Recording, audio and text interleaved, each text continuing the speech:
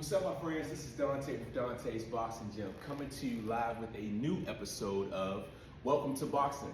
Welcome to Boxing is a series I came up with that basically answers questions that people have about boxing that they've always wanted to know, but just never learned.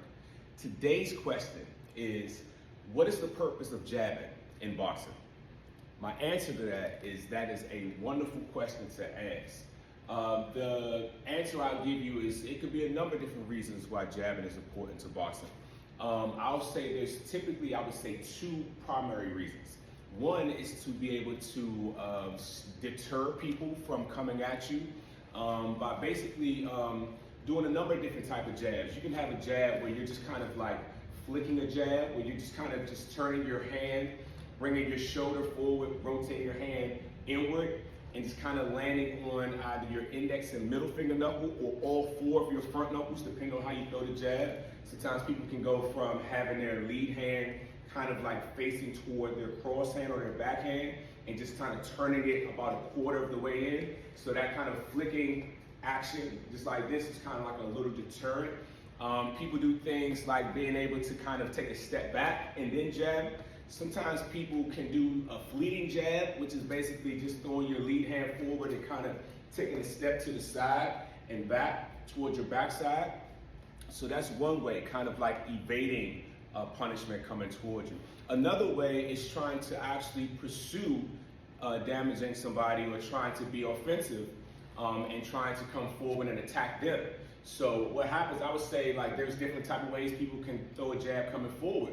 So you can be able to either, sometimes people get taught to either take their lead foot and step forward. Sometimes people get taught to push off their back foot and step forward into a jab.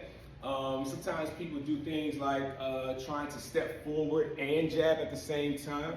So there's a number of different ways that people can be able to do jabbing in boxing. So again, it can look like something like the deterrent of kind of making sure that you kind of like are stepping to the side and kind of like flicking your jab. You can be able to do a fleeting jab, kind of stepping back to the side and throwing a jab that way. To be aggressive, you can actually kind of just use your lead foot to kind of step in to a jab and just take your lead foot. Sometimes people can push off their back foot and take their lead foot with them, stepping forward into a jab. There's a lot of different jabs. And so I would say basically jabbing is a great kind of appetizer, if you will, to kind of set up your offense for more tools you can use, like say your cross, or you can hook right after you throw your jab. There's so many different things about jabbing that are so important. I think it's the most important punch in boxing, and I think everybody should learn how to master jabbing, whether they get taught from either YouTube tutorials.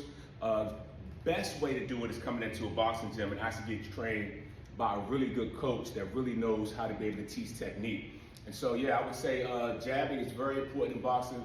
And I'll say again, jabbing is for offensive reasons, and you can either do it as a deterrent or you can do it to try to be aggressive. So that's the answers I have for you all today. You're all going to be able to follow us on TikTok. Please go on YouTube. You can subscribe, you can like, comment, ask any other questions you have about boxing. I'd love to be able to help you all out. Again, this is Dante with Dante's Boxing Gym. Talk to y'all later. Peace.